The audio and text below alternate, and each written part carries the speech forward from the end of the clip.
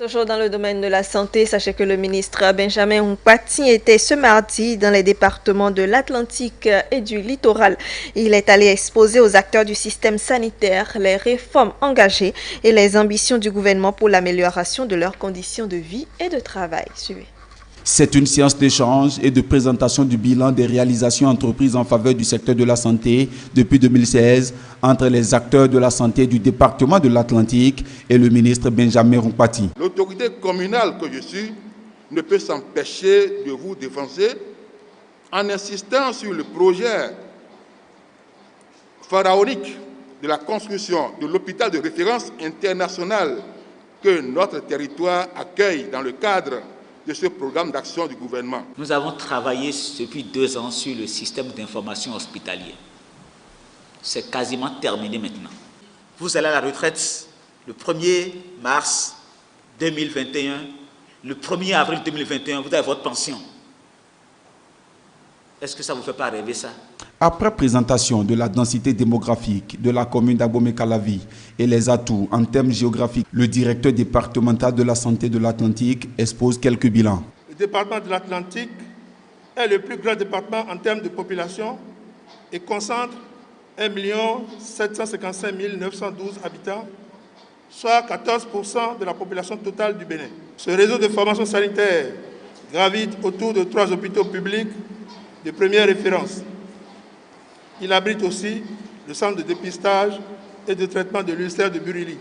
En qualité de premier ordonnateur de crédit du département de l'Atlantique, le préfet Jean-Claude Koudia se félicite des améliorations enregistrées en matière de prestations de santé dans son département grâce aux réformes mises en place par le gouvernement. J'ai noté avec immense satisfaction l'augmentation des crédits délégués alloués à la santé sur les 5 dernières années, la mise en place des FADEC communautaires, la dotation des communes en FADEC Covid-19 pour une riposte efficace à cette pandémie dans nos villages et quartiers de ville, la mise en œuvre du volet assurance maladie du projet d'assurance pour le renforcement du capital humain, l'assainissement de l'offre de soins, le renforcement du plateau technique de nos formations sanitaires. Occasion pour le ministre de la Santé Benjamin Nkpati d'énumérer quelques grandes réalisations opérées et depuis 2016. Le gouvernement aujourd'hui s'est engagé.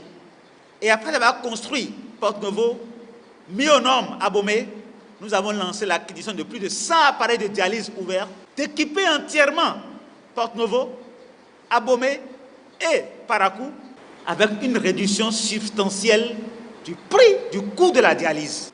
En matière d'infrastructure, c'est l'hôpital d'Alada qui a été entièrement construit. Et si ce joyau aujourd'hui connu internationalement, c'est que nous avons eu la judicieuse idée au niveau du gouvernement de le transformer en centre de traitement des épidémies.